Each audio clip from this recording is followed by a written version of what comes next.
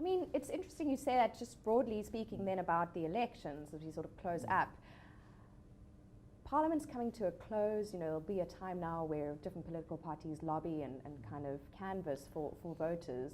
And President Zuma himself said the Parliament and the conduct of MPs, much like you're saying, is a mirror to society, or that, it reflects and can set the tone. Are you concerned about how we're going to close off this season in a way before we go into canvassing for the elections? Yeah, I think there's a very nasty tone that's been set. It's very clear the ANC have chosen to mobilise on race, and so everything that they spew out now is race-based. They're looking for invective to obviously try and appeal to their core voters. Where do you get that from? Well, certainly in Parliament and the experience that we're having, and we've had the K word being used against EFF MP. We've seen words yesterday in the National Assembly whenever a black opposition member took to the podium, ANC members shouting sell out from their benches. For your MPs? For our MPs, there's a very ugly tone that's developing around race, and that's what's going to happen when it's used as a tool to mobilise South Africans. But I fear for what's going to happen in these elections for another important reason, and that is that the ANC is losing support around the country. And as their fingers start to slip off the levers of power and those access to those resources and mayoral offices, executive offices and control of councils around the country, that we're going to see a hysteria setting, and it's going to lead to violence. And so one of the things that Musi Maimani's been doing is calling very much for international observers to come to provinces that could well end up being hotbeds of contestation, to ensure that there is a proper monitoring, and we try and stamp out election violence, because I think with the violent ante that's been upped in the last few months, and the scenes that we've seen in the last few months in the National Assembly and around the rest of the country, that there's an ugly tone that's been set, and I think these elections are going to be very difficult, and the South African Police Service and others are going to have their hands very full in ensuring that we actually do have free and fair elections where there's no violence and intimidation. But as I say, the tone that's been set, I think we're heading for clashes and unfortunate incidents around the country.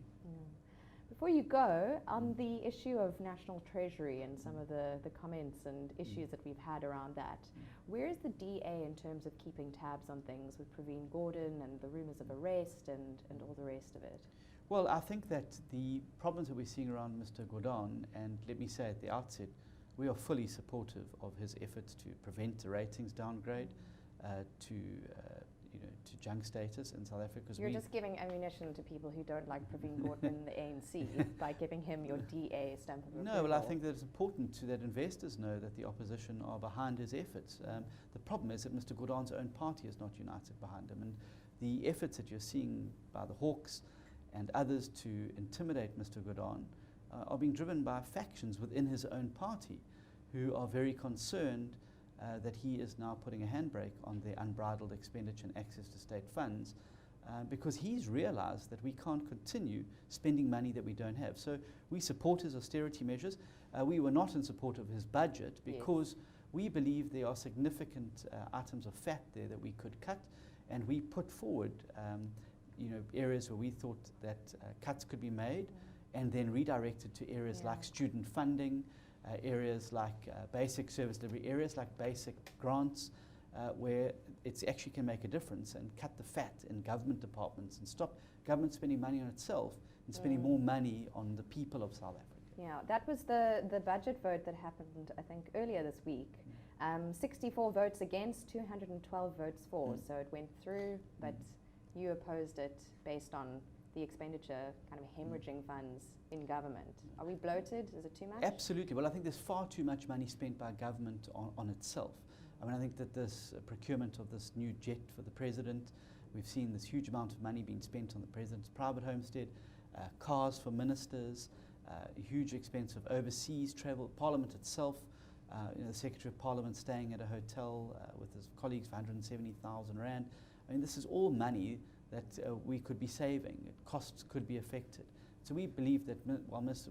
Gordhan's budget is a step in the right direction, those cuts into the fat of government did not go deep enough.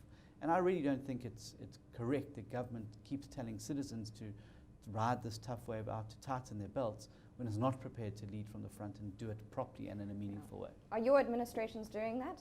Absolutely. I think that if one looks at the I mean, one of the big areas of government waste and misappropriation is corruption and maladministration, which is why we place such an emphasis on achieving clean audits. We are the only provincial government administration that has received clean audits in all its government departments. So corruption, maladministration, and that has weeded out systems in place to ensure that every cent of money that is appropriated is actually then spent in the service of the people of the province and not for fat cats. And so we cut wasteful expenditure where we can, and we stamp out corruption and maladministration to ensure that there's no top slice to politicians and connected individuals. Looking at some of the articles from my New 24 colleagues,